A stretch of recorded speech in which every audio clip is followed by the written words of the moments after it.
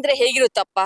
ಶಾಲಾ ಕೊಠಡಿ ಇರುತ್ತೆ, ಪ್ಲೇ ಗ್ರೌಂಡ್ ಇರುತ್ತೆ, ಲೈಬ್ರರಿ ಇರುತ್ತೆ, ಲ್ಯಾಬ್ ಇರುತ್ತೆ. ಆದ್ರೆ ನಾವಿರೋ ಈಗ ಸ್ಕೂಲ್ ಏನಿದೆ, ಈ ಸರ್ಕಾರಿ ಉನ್ನತೀಕರಿಸಿದ ಹಿರಿಯ ಪ್ರಾಥಮಿಕ ಶಾಲೆ ಕುತ್ಲೂರು, ಇದು ಬಹಳ ವಿಶೇಷದಲ್ಲಿ ವಿಶೇಷವಾಗಿದೆ. ಯಾಕಂತ ಹೇಳಿದ್ರೆ ಇಲ್ಲಿ ಶಾಲಾ ಕೊಠಡಿ ಇದೆ, ಮೈದಾನ ಇದೆ, ಪ್ಲೇ ಗ್ರೌಂಡ್ ಇದೆ, ಎಲ್ಲ ಇದೆ. ಅದ್ರ ಜೊತೆಗೆ ವಿಶೇಷವಾಗಿ ತೋಟ ಇದೆ. ಅದು ಕೂಡ ಒಂದು ತರಕಾರಿ ತೋಟ, ಇನ್ನೊಂದು ಅಡಿಕೆ ತೋಟ. ಎಲ್ಲ ಕೂಡ ತೋರಿಸ್ತೀವಿ, ಬನ್ನಿ ಹೋಗೋಣ.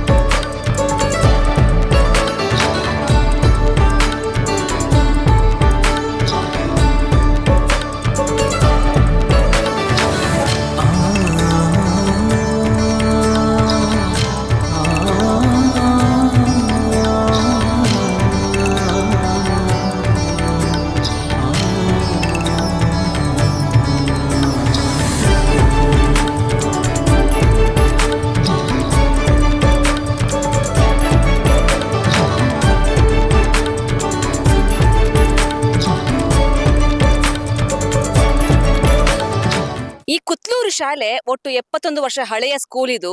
ಇಲ್ಲಿ ನೋಡ್ಬೋದು ವಿಶೇಷವಾಗಿ ಸಾವಯವ ತರಕಾರಿ ತೋಟ. ನಿಮ್ಗೆ ಎಲ್ಲಿ ಬೇಕಾದ್ರೂ ನೋಡಿ, ನೀವು ನಮ್ಮ ದಕ್ಷಿಣ ಕನ್ನಡ ಅಂತಲ್ಲ, ನೀವೆಲ್ಲೂ ಹೋದ್ರು ಕೂಡ ಯಾವುದೇ ಒಂದು ಸ್ಕೂಲಲ್ಲಿ ಕೂಡ ಈ ರೀತಿ ತೋಟ ಇರೋಕೆ ಸಾಧ್ಯನೇ ಇಲ್ಲ. ಅಂತಹ ವಿಶೇಷ ಪ್ರಯತ್ನವನ್ನ ಈ ಕುತ್ಲೂರು ಶಾಲೆಯಲ್ಲಿ ಮಾಡಲಾಗಿದೆ. ಸಾವಯವ ತರಕಾರಿ ತೋಟ. ಸೊ ಶಾಲಾ ಮಕ್ಕಳು ಕೂಡ ಆ ಸ್ಕೂಲ್ ಟೈಮ್ ಬಿಟ್ಟು ಫ್ರೀ ಪೀರಿಯಡ್ ಯಾವಾಗ ಇರುತ್ತೋ ಅಂತ ಸಂದರ್ಭದಲ್ಲಿ ಮಕ್ಕಳು ಇಲ್ಲಿ ಈ ಒಂದು ಕೃಷಿಯ ಕೆಲಸ ತೊಡಗುತ್ತಾರೆ. ನೋಡ್ತಾ ಇರ್ಬೋದು ನೀವು, ಮಕ್ಕಳು ಕೂಡ ಆ ಒಂದು ಸಾವಯವ ತೋಟ ಏನಿದೆ, ಅಲ್ಲಿ ತರಕಾರಿ ಇರುತ್ತೆ, ಬೇರೆ ಬೇರೆ ರೀತಿಯ ತರಕಾರಿ ಇದೆ. ಅದು ಹೀರೆಕಾಯಿ ಆಗಿರ್ಬೋದು, ತೊಂಡೆಕಾಯಿ, ಬದನೆ, ಈ ತರ ಬೇರೆ ಬೇರೆ ತರಕಾರಿ ಇದೆ. ಆ ಎಲ್ಲ ತರಕಾರಿಯನ್ನು ಕೂಡ ಈ ಶಾಲಾ ವಠಾರದಲ್ಲಿ ಒಟ್ಟು 3 ಎಕರೆ ಚಿಲ್ಲರೆ ಎಷ್ಟು ಜಾಗ ವಿಸ್ತೀರ್ಣ ಇದೆ. ಆ ಜಾಗವನ್ನ, ಪ್ರತಿಯೊಂದು ಜಾಗವನ್ನ ಕೂಡ ಹೇಗೆ ನಾವು ಯೂಸ್ ಮಾಡ್ಕೋಬಹುದು, ಅದು ಕೂಡ ನೈಸರ್ಗಿಕವಾಗಿ ಶಾಲೆಗೆ ಉಪಯೋಗ ಆಗುವ ರೀತಿಯಲ್ಲಿ ಯಾವ ರೀತಿ ಯೂಸ್ ಮಾಡ್ಕೋಬಹುದು ಅನ್ನೋದಕ್ಕೆ ಈ ಕುತ್ಲೂರು ಶಾಲೆ ಉದಾಹರಣೆ ಆಗುತ್ತೆ. ನೋಡ್ಬೋದು, ಒಂದಲ್ಲ ಎರಡಲ್ಲ 10 ಬಗೆಯ ತರಕಾರಿಗಳು ಇದೇ ಶಾಲಾ ಒಂದು ಮೈದಾನದ ಆ ಬದಿಯಲ್ಲಿ ಒಂದು ಜಾಗವನ್ನ ಮಾಡಿಕೊಂಡು ಅಲ್ಲಿ ತರಕಾರಿಯನ್ನು ಬೆಳೆಯಲಾಗಿದೆ. ಸೊ ಮುಖ್ಯವಾಗಿ ನೀರಿನ ವ್ಯವಸ್ಥೆ ಕೂಡ ಇಲ್ಲೇ ಮಾಡಲಾಗಿದೆ. ನೋಡ್ಬೋದು, ಇಲ್ಲಿ ಬೋರ್ವೆಲ್ ಕೂಡ ಇದೆ. ಸೊ ಈ ಶಾಲೆಯಲ್ಲಿ ಇರುವಂತಹ ತೋಟ ಆಗಿರಬಹುದು, ಈ ಕೃಷಿ ಇರ್ಬೋದು, ಅಥವಾ ಈ ತರಕಾರಿ ತೋಟ ಆಗಿರ್ಬೋದು, ಎಲ್ಲದಕ್ಕೂ ಕೂಡ ಬೇಕಾಗುವಂತ ನೀರಿನ ವ್ಯವಸ್ಥೆಯನ್ನು ಕೂಡ ಈ ಬೋರ್ವೆಲ್ ಮೂಲಕ ಮಾಡಲಾಗಿದೆ. ಈ ವಿಶೇಷವಾಗಿರುವಂತಹ ಈ ಕೃಷಿಗೆ ಸಂಬಂಧಪಟ್ಟಂತೆ ಸಂಪೂರ್ಣ ನಿರ್ವಹಣೆ ವಹಿಸಿರುವಂತಹ Ramachandra Bhat sir. Sir, actually ನೀವು ಇಲ್ಲಿ ಏನಾಗಿದ್ದೀರಾ ಸರ್? ನಾನು ಇಲ್ಲಿ STMC ಅಧ್ಯಕ್ಷ ಕೆ ರಾಮಚಂದ್ರ ಭಟ್ ಅಂತ ಹೇಳಿ ನನ್ನ ಹೆಸರು. ಓಕೆ. ನಾನು ಈ ಎಲ್ಲ ವಿಷಯಕ್ಕೆ ಯಾಕೆ ಹೇಳಿದೆ ಅಂತ ಹೇಳಿದ್ರೆ, 2019ರಲ್ಲಿ ನಮ್ಮ ಜಿಲ್ಲಾ ಮಟ್ಟದ ಪತ್ರಕರ್ತರು ಮತ್ತು ತಾಲೂಕು ಮಟ್ಟದ ಪತ್ರಕರ್ತರ ಸಂಘದವರು ಇಲ್ಲಿ ಗ್ರಾಮ ವಾಸ್ತವ್ಯ ಕಾರ್ಯಕ್ರಮ ಮಾಡಿದ್ರು. ಆ ಸಂದರ್ಭದಲ್ಲಿ ಶಾಲೆಯಲ್ಲಿ ಕೇವಲ 38 ವಿದ್ಯಾರ್ಥಿಗಳು ವಿದ್ಯಾಭ್ಯಾಸ ಮಾಡ್ತಾ ಇದ್ರು. ಕೆಲವೊಂದು ಶಾಲೆಯ ಸಮಸ್ಯೆಗಳ ಬಗ್ಗೆ ಆ ದಿವಸ ಚರ್ಚಿಸಲಾಯಿತು. ಸಮಸ್ಯೆಗಳನ್ನು ನಿವಾರಣೆ ಮಾಡಬೇಕು ಅಂತೇಳಿ ನಾವೆಲ್ಲ ಅಲ್ಲಿ ಚರ್ಚಿಸಿ ಮುಂದಿನ ದಿನಗಳ ಏನೆಲ್ಲ ಕಾರ್ಯಕ್ರಮ ಮಾಡ್ಬೋದು ಅಂತ ಹೇಳುವ ದೃಷ್ಟಿಯಿಂದ ಚಿಂತನೆ ಮಾಡಲಾಯಿತು. ಆ ನಂತರದ ದಿನಗಳಲ್ಲಿ ಮಾನ್ಯ ಶಾಸಕರು ಇಲ್ಲಿ ಬಂದು ಎಲ್ಲ ಪೋಷಕರದು, ಊರವರದು ಸಭೆ ಕರೆದು ಶಾಲೆಯ ಸಮಸ್ಯೆಗಳ ಬಗ್ಗೆ ಚರ್ಚಿಸಲಾಯಿತು. ಚರ್ಚಿಸಿದ ನಂತರ ಶಾಲೆಯ ಮೇಲ್ಛಾವಣಿ ದುರಸ್ತಿ ಆಗಲಿ ಅಥವಾ ಶಾಲೆಗೆ ಸುಣ್ಣ ಬಣ್ಣ ಬಳಿಯೋದಾಗಲಿ ಕೂಡಲೇ ಅವರು ಬಂದ ತಕ್ಷಣ ಅದನ್ನು 6 ತಿಂಗಳೊಳಗೆ ಅದನ್ನು ನೆರವೇರಿಸಿಕೊಟ್ರು. ಆ ನಂತರ ದಿನಗಳಲ್ಲಿ ಶಾಲೆಯ ಮಕ್ಕಳ ಸಂಖ್ಯೆ ಹಂತ ಹಂತವಾಗಿ ಜಾಸ್ತಿ ಆಗ್ತಾ ಬಂತು. ಈಗ ಮಕ್ಕಳ ಸಂಖ್ಯೆ 83ಕ್ಕೆ ಇಳಿದಿದೆ, 83 ಸಂಖ್ಯೆ ಇದೆ.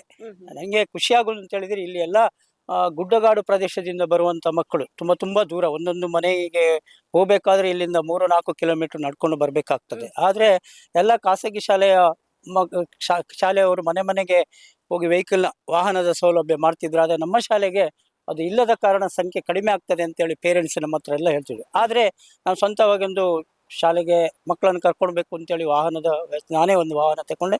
ಆ ನಂತರ ಮಕ್ಕಳನ್ನು ಕರ್ಕೊಂಡು ಬಂದೆ. ಆಗ ಸಂಖ್ಯೆ ಸ್ವಲ್ಪ ಜಾಸ್ತಿ ಆಯಿತು. ಹಾಗೆ ಈಗ ಬೇರೆಯವರಿಗೆ ಅದನ್ನು ವಹಿಸಿಕೊಟ್ಟಿದ್ದೀನಿ, ಅವರು ಮಾಡ್ತಾ ಇದ್ದಾರೆ. ಆದರೆ ನನ್ನೊಂದು ಎಂತ ಅಂತ ಹೇಳಿದ್ರೆ, ಶಾಲೆಯ ಭಾರಿ ಹಿರಿಯರು ಮಾಡಿದಂತ ಶಾಲೆಗೆ 71 ವರ್ಷ ಆಗ್ತಾ ಬಂತು.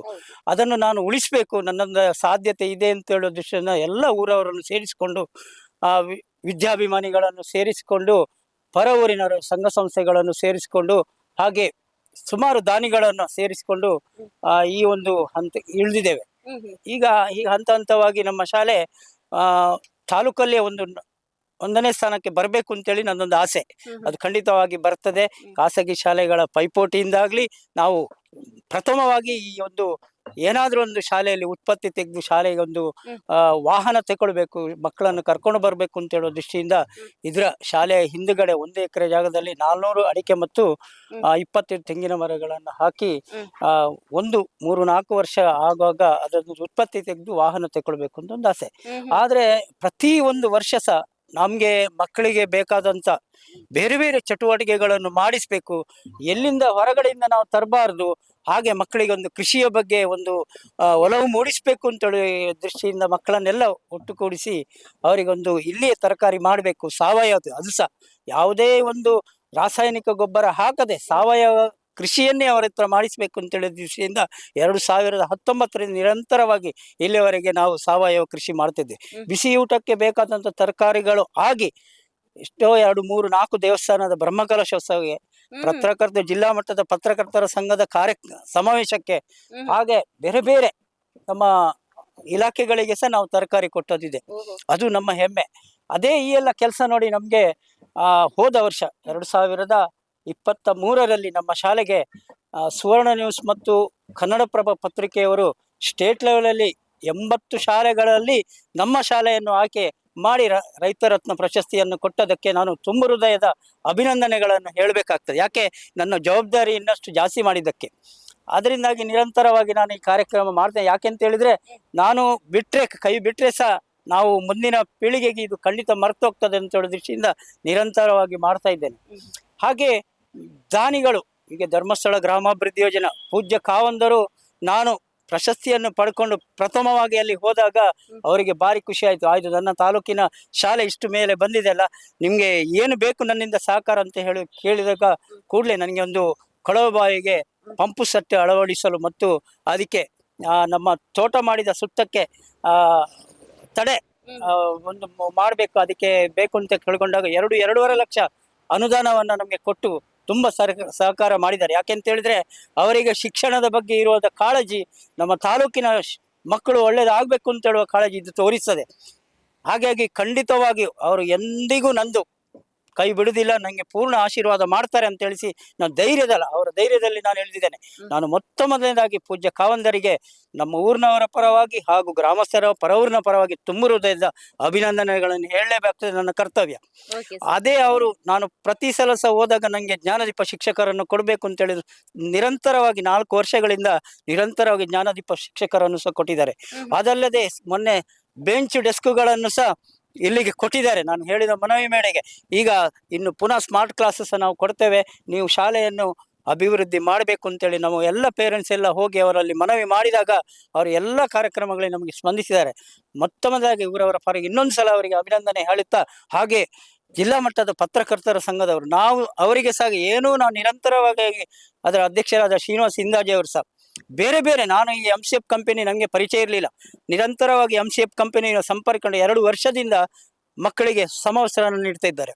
ಹಾಗೆ ಬೆಳ್ತಂಗಡಿ ರೋಟರಿ ಕ್ಲಬ್ಬಿನವರು 1 ವರ್ಷ ಯೂನಿಫಾರ್ಮ್ ಅಂದ್ರೆ ಸಮವಸ್ತ್ರವನ್ನು, ಶೂ, ಸಾಕ್ಸ್ ಮತ್ತೆ ಬುಕ್ಸ್ ಎಲ್ಲ ಆ ಸಂದರ್ಭದಲ್ಲಿ ಕೊಟ್ಟಿದ್ದಾರೆ.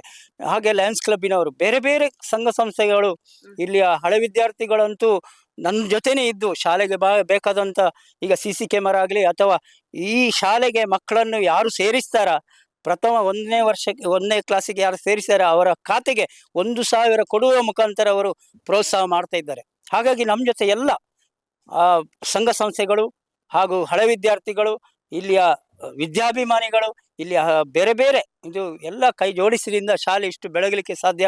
ಇದು ನನ್ನಿಂದ ಒಬ್ಬರಿದ್ದಾರೆ, ಇದು ದೇವರ ಪ್ರೇರಣೆ ಅಂತ ನಾನು ಅಷ್ಟೇ ಹೇಳಬೇಕಲ್ಲದೆ, ಮಕ್ಕಳಿಗೆ ನಿರಂತರವಾಗಿ ಕೃಷಿಯ ಬಗ್ಗೆ ಕಾಳಜಿ ಬೇಕು, ಅವರು ಕೃಷಿಯಲ್ಲಿ ಅವಲಂಬಿತರಾಗಿರಬೇಕು.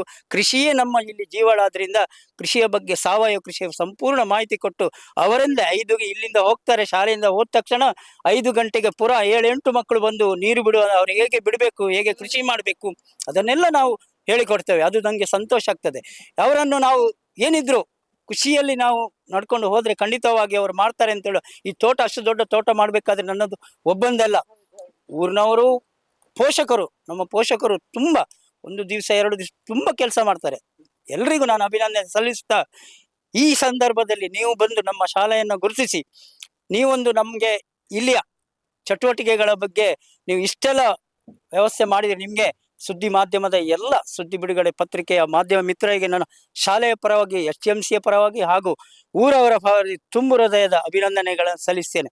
ಮುಂದಿನ ದಿನಗಳಲ್ಲಿ ಇನ್ನಷ್ಟು ನಿಮ್ಮ ಸಹಕಾರ ನಮಗೆ ಬೇಕು ಅಂತ ಕೇಳಿಕೊಳ್ತಾ ಮೇಡಮ್ ನಿಮಗೆ ಮತ್ತೊಮ್ಮೆ ನಾನು ತುಂಬು ಹೃದಯದ ಅಭಿನಂದನೆ ಸಲ್ಲಿಸ್ತೇನೆ. Okay, ಒಟ್ಟು ಎಷ್ಟು ಎಕರೆ ಜಾಗ ಇದೆ ಸರ್? 3 ಎಕರೆ 28 ಸೆನ್ಸ್ ಜಾಗ ಇದೆ. ಓಕೆ, ಹೌದು. ಸೊ ಅದನ್ನ ಹೇಗೆಲ್ಲ ಯೂಸ್ ಮಾಡ್ಕೊತಿದ್ರೆ ನೀವು? ನಾವು ಟೋಟಲ್ ಅಂತ ಹೇಳಿದ್ರೆ ಒಂದು 1 ಎಕರೆ ಜಾಗದಲ್ಲಿ ಅಡಿಕೆ ತೋಟ ಮಾಡಿದ್ದೇವೆ.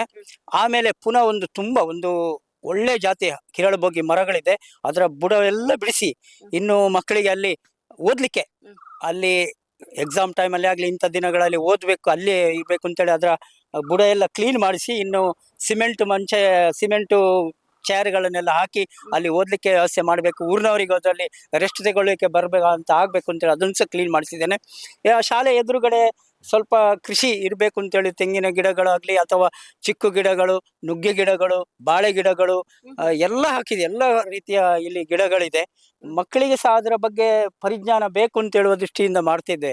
ಇನ್ನು ಈಗಿನ ದಿನಗಳಲ್ಲಿ ಯಾವ ಗಿಡ ಯಾವುದು ಅಂತೇಳಿ ಮಕ್ಕಳಿಗೆ ಇರಬಾರ್ದು ಅಂತೇಳಿ ಅದಕ್ಕೆ ಸಲಾಗಿ ಅದನ್ನೆಲ್ಲ ಮಾಡ್ತಿದ್ದೇವೆ. ನಮಗೆ ಹೋದ ಮಳೆಗಾಲ ಪ್ರಾರಂಭವಾಗುವ ಸ್ವಲ್ಪ ದಿವಸದ ನಂತರ ನಮಗೆ ದೊಡ್ಡ ಒಂದು ಅನಾಹುತ. ಯಾಕೆಂತೇಳಿ ಶಾಲೆಯ ತೋಟ ಸಂಪೂರ್ಣ ನೀರಿನಲ್ಲಿ ಕೊಚ್ಚಿ ಹೋಗುವಂತ ಪರಿಸ್ಥಿತಿ ಬಂತು. ಆ ಸಂದರ್ಭ ಕೂಡಲೇ ನಾವು ಅದನ್ನು ಚೆತ್ತು ಕಣಿಯೆಲ್ಲ ಕೊಟ್ಟು ಅದನ್ನು ಸರಿ ಮಾಡಿದೆ. ಈಗ ಚೆನ್ನಾಗಿದೆ ತೋಟ. ಆವಾಗ ಆ ಸಂದರ್ಭದಲ್ಲಿ ತುಂಬಾ ಕಷ್ಟ ಆಗಿದೆ, ಆದ್ರೂ ನಾನು ಎದುರಿಸ್ತೇನೆ ಅಂತ ಹೇಳೋ ನೀರನ್ನೆಲ್ಲ ಬಿಡಿಸಿ ಅದು ಈಗ ತೋಟ ಒಂದು ಹಂತಕ್ಕೆ ಬಂದಿದೆ. ಎಷ್ಟು ವರ್ಷ ಆಯ್ತು ಸರ್? ಈಗ 2 ವರ್ಷ ಆಗ್ತಾ ಬಂತು.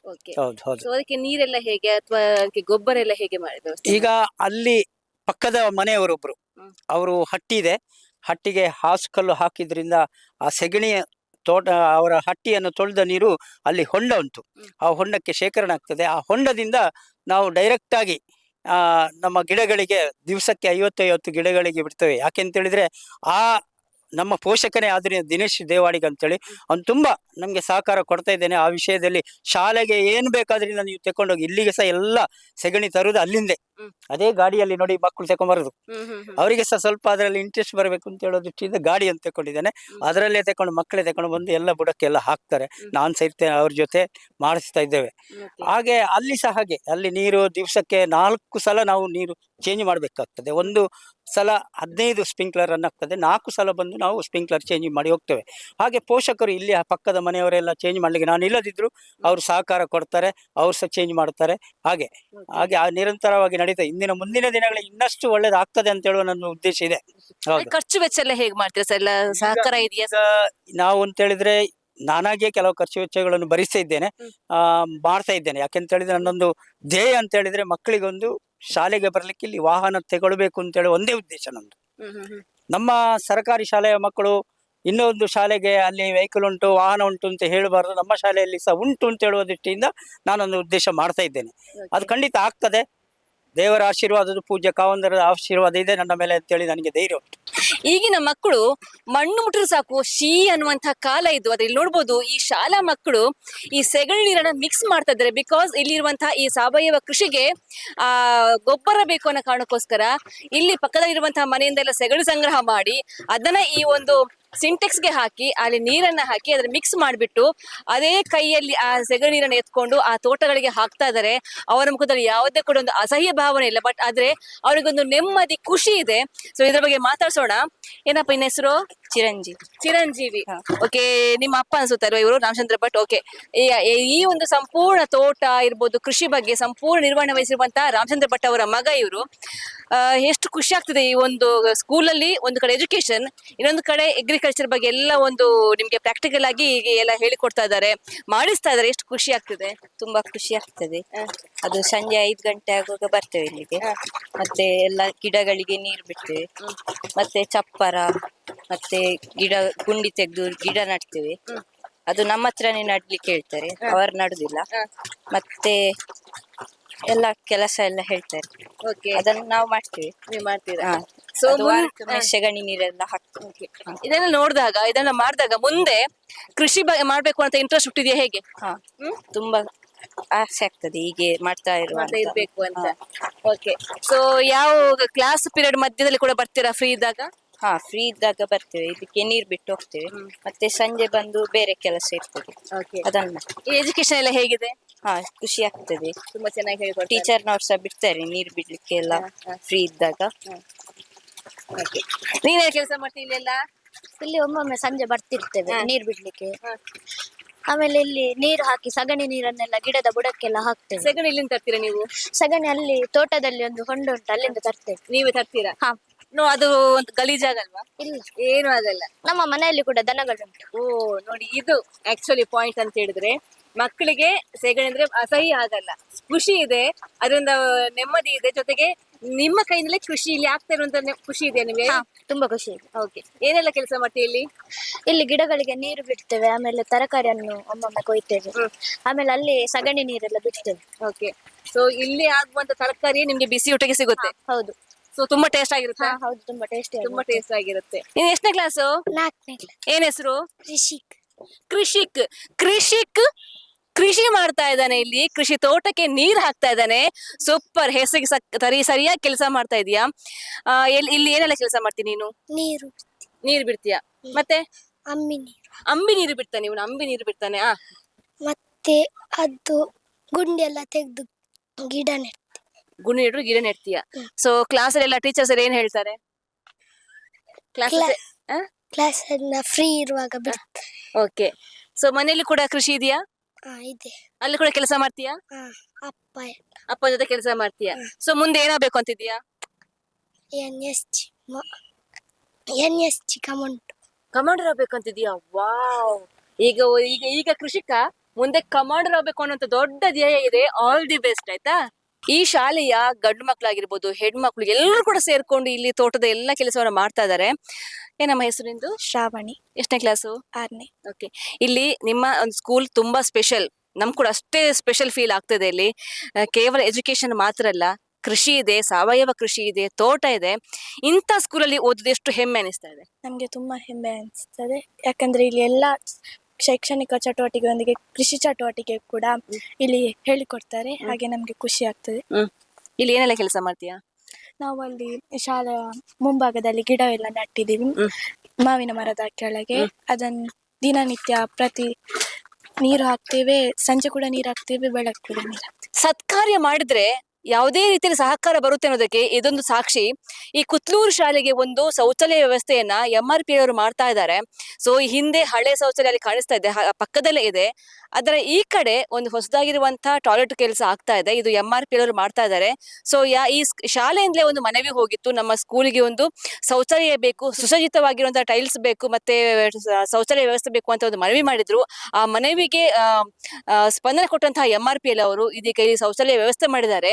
ಜೊತೆಗೆ ಇಲ್ಲೇ ಪಕ್ಕದಲ್ಲಿ ನೋಡ್ಬೋದು, ನೀವು ದೊಡ್ಡದೊಂದು ಕಾಡು ರೀತಿ ಕಾಣಿಸ್ತಾ ಇದೆ.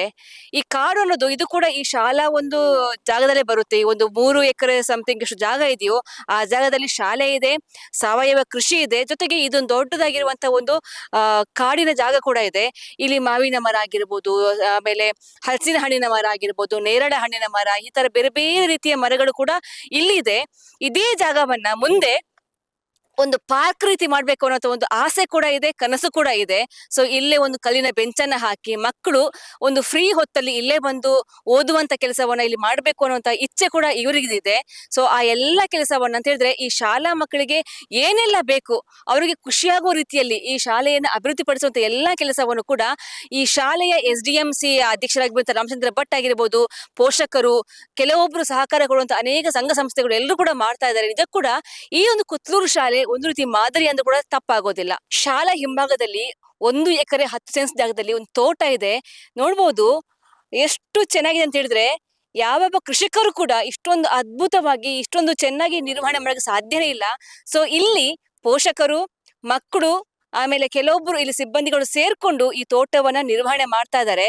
ಮುಖ್ಯವಾಗಿ ಇಲ್ಲಿ ನೋಡ್ಬೋದು, ಇಲ್ಲಿ ಹೊಂಡ ಇದೆ. ಈ ಹೊಂಡದಲ್ಲಿ ಇಲ್ಲಿ ಪಕ್ಕದಲ್ಲಿರುವಂತಹ ಮನೆಯವರ ಒಂದು ಏನು ಕೊಟ್ಟಿಗೆ, ದನದ ಕೊಟ್ಟಿಗೆ ಇದೆಯೋ ಅದರಿಂದ ಬರುವಂತಹ ಗೊಬ್ಬರದ ನೀರನ್ನ ಈ ಒಂದು ಹೊಂಡದಲ್ಲಿ ಶೇಖರಣೆ ಮಾಡಿ ಆ ನೀರನ್ನ ಈ ತೋಟಕ್ಕೆ ಸದ್ಬಳಕೆ ಮಾಡ್ತಾ ಇದ್ದಾರೆ. ಅಂತ ಹೇಳಿದ್ರೆ ಎಲ್ಲೋ ಒಂದು ವೇಸ್ಟ್ ಆಗದಿರುವಂತಹ ಗೊಬ್ಬರ ನೀರನ್ನ ಈ ತೋಟಕ್ಕೋಸ್ಕರ ಬಳಕೆ ಮಾಡ್ತಾ ಇದ್ದಾರೆ. ಸೊ ಇಲ್ಲಿ ಯಾವುದೇ ಕೂಡ ಕೆಮಿಕಲ್ ಇಲ್ಲ, ಬದಲಾಗಿ ಸಾವಯವ ಗೊಬ್ಬರ ಮೂಲಕನೇ ಈ ತೋಟಕ್ಕೆ ಗೊಬ್ಬರವನ್ನು ಹಾಕಲಾಗ್ತಾ ಇದೆ. ಅದರಿಂದಾಗಿಯೇ ಪ್ರತಿಯೊಂದು ಗಿಡ ಕೂಡ ಅಷ್ಟೊಂದು ಹೊಳಿತಿದೆ, ಅಷ್ಟೊಂದು ಜೀವಕಳೆ ಇದೆ. ಸೊ ಮಕ್ಕಳು ನೋಡ್ಬೋದು ಎಷ್ಟೊಂದು ಖುಷಿಯಿಂದ ಕೆಲಸ ಮಾಡ್ತಾ ಇದ್ದಾರೆ.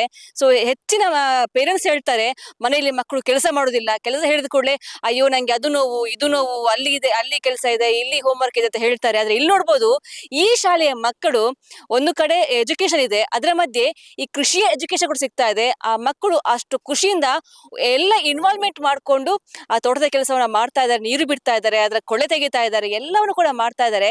ಸೊ ಒಟ್ಟಾರೆಯಾಗಿ ಈ ಶಾಲೆಯ ಮಕ್ಕಳು ಕೂಡ ಈಗ ಏನು ಕೆಲವೊಂದು ಬೇರೆ ಬೇರೆ ಶಾಲೆಗೆ ಹೋಗುವಂತ ಮಕ್ಕಳು ಎಜುಕೇಶನ್ ಬಿಟ್ರೆ ಬೇರೆ ಏನು ಇಲ್ಲ, ಅಂತಹ ಮಕ್ಕಳಿಗೆ ಈ ಮಕ್ಕಳು ಮಾದರಿ ಆಗ್ತಾರೆ. ಆ ಮಾದರಿ ಆಗುವ ಕೆಲಸವನ್ನ ಈ ಶಾಲೆ ಮಾಡ್ತಾ ಇದೆ.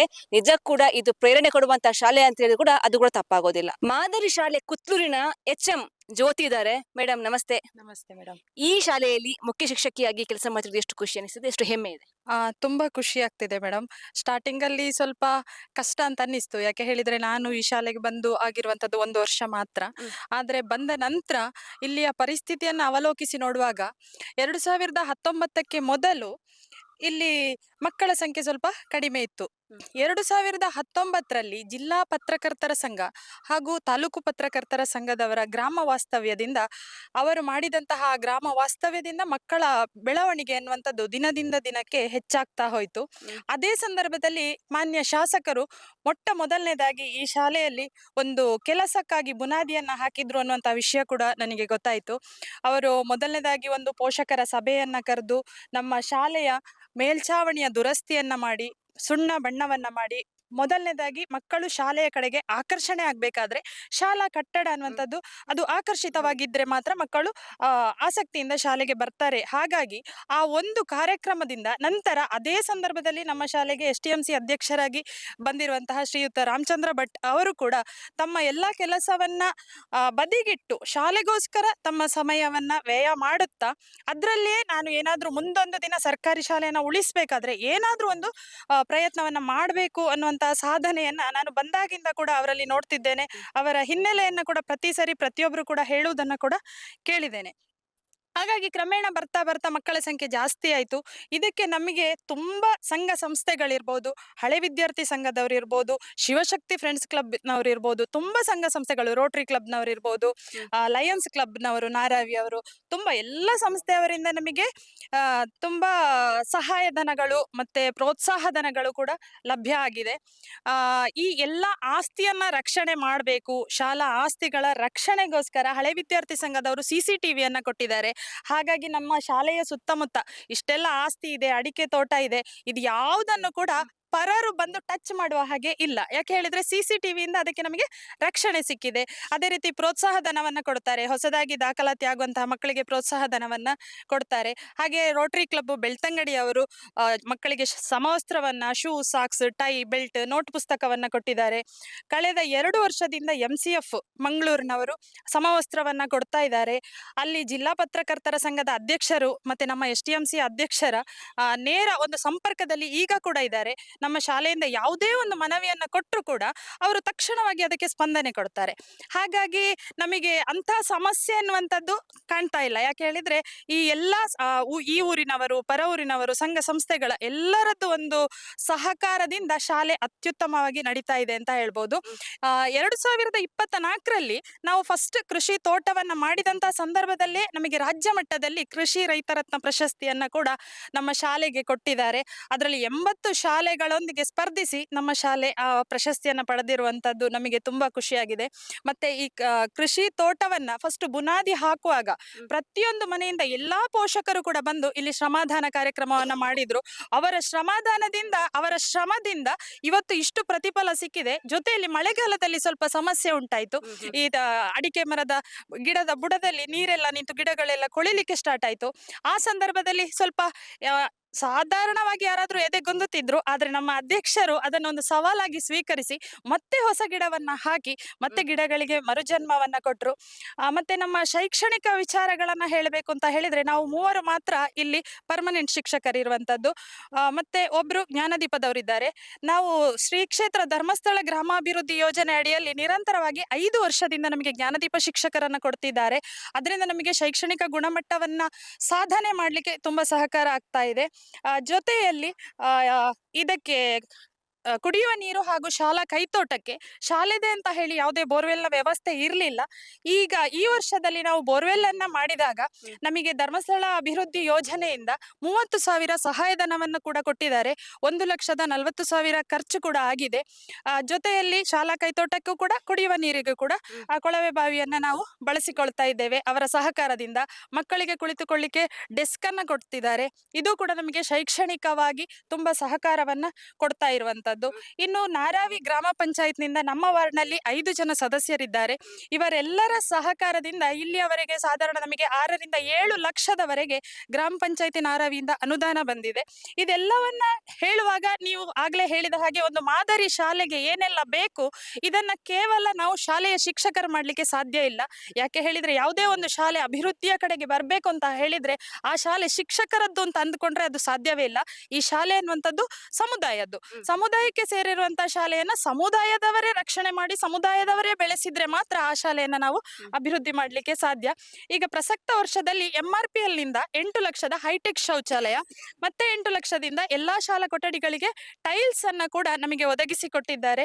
ಈ ಎಲ್ಲವನ್ನ ನೋಡುವಾಗ ನಮ್ಮ ಶಾಲೆಗೆ ಮತ್ತೆ ಪ್ರತಿಭಾ ಕಾರಂಜಿ ಇರ್ಬೋದು, ಮತ್ತೆ ಕ್ರೀಡೆಗಳಿರ್ಬೋದು, ಈ ಎಲ್ಲಾ ಸಂದರ್ಭದಲ್ಲಿ ನಮಗೆ ಮಕ್ಕಳಿಗೆ ಒಂದು ತರಬೇತಿಯನ್ನ ಕೊಡ್ಲಿಕ್ಕೆ ಶಿವಶಕ್ತಿ ಫ್ರೆಂಡ್ಸ್ ಕ್ಲಬ್ಬಿನಿಂದ ಸದಸ್ಯರುಗಳು ಬಂದು ಉಚಿತವಾಗಿ ಅವರ ಸಮಯದಲ್ಲಿ ಒಂದು ತರಬೇತಿಯನ್ನು ಕೊಟ್ಟು ಕೂಡ ನಮ್ಮ ಶಾಲೆ ಪ್ರಶಸ್ತಿಯನ್ನ ಗಳಿಸುವಲ್ಲಿ ತುಂಬಾ ಸಹಕಾರವನ್ನ ಕೊಟ್ಟಿದ್ದಾರೆ. ಹಾಗೆ ಎಲ್ಲ ಸಂಘ ಸಂಸ್ಥೆಗಳನ್ನ ನಾವು ಈ ಸಂದರ್ಭದಲ್ಲಿ ಮರೀಲಿಕ್ಕೆ ಸಾಧ್ಯ ಇಲ್ಲ. ಇವರ ಸಹಕಾರ ಹೀಗೆ ಮುಂದುವರಿತಾ ಇದ್ರೆ ಕುತ್ಲೂರು ಶಾಲೆ ಇನ್ನೂ ಕೂಡ ಅಭಿವೃದ್ಧಿ ಆಗ್ತದೆ ಅಂತ ಹೇಳ್ಬಹುದು ಮೇಡಮ್. ಇನ್ನು ಮಕ್ಕಳ ಹೆತ್ತವರಿದ್ದಾರೆ ಈ ಸ್ಕೂಲಲ್ಲಿ. ನಿಮ್ಮ ಮಗನ ಯಾರು ಓದ್ತಿರೋದು? ನನ್ನ ಮಗ ಹರ್ಷ 6ನೇ ತರಗತಿಯಲ್ಲಿದ್ದಾನೆ. ನಿಧೀಶ್ ಅಂತ 3ನೇ ತರಗತಿಯಲ್ಲಿ ಓದುತ್ತಿದ್ದಾನೆ. ಅವರು ಕಲಿಯುವಿಕೆಯಲ್ಲಿಯೂ ಕೂಡ ತುಂಬಾ ಮುಂದಿದ್ದಾರೆ. ಅದಕ್ಕೆ ಕಾರಣ ಈ ಶಾಲೆಯ ಟೀಚರ್ಸ್ಗಳು. ನಾವು ಒಂದು ವೇಳೆ ಮಕ್ಕಳನ್ನು ಬೇರೆ ಶಾಲೆ ಕಲಿಸುವಂತ ಯೋಚನೆ ಮಾಡಿದ್ರು ನಮ್ಮ ಮಕ್ಕಳು ಈ ಶಾಲೆ ಬಿಟ್ಟು ಹೋಗ್ಲಿಕ್ಕೆ ರೆಡಿ ಇಲ್ಲ. ಅವರು ಟೀಚರ್ನಲ್ಲಿ ಇಟ್ಟಿರುವ ಪ್ರೀತಿ ವಿಶ್ವಾಸ ನೋಡಿದ್ರೆ ನಮ್ಗೆ ತುಂಬಾ ಹೆಮ್ಮೆ ಆಗ್ತದೆ. ಇಲ್ಲಿನ ಟೀಚರ್ಸ್ ಕೂಡ ಅಷ್ಟೇ ನಮ್ಗಿಂತ ಚೆನ್ನಾಗಿ ಮಕ್ಕಳನ್ನು ತಮ್ಮ ಮಕ್ಕಳಂತೆ ತುಂಬಾ ಪ್ರೀತಿ ವಿಶ್ವಾಸದಿಂದ ನೋಡ್ತಿದ್ದಾರೆ. ಅಷ್ಟೇ ಕಲಿಯುವಿಕೆಯನ್ನು ಕಲಿಸುತ್ತಿದ್ದಾರೆ. ನಮ್ಮ ಮಕ್ಕಳು ಅವರ ಮೇಲಿಟ್ಟು ಪ್ರೀತಿ ವಿಶ್ವಾಸವನ್ನು ನೋಡಿ ನಮ್ಗೆ ಕಣ್ಣು ತುಂಬಿ ಬರ್ತಿದೆ.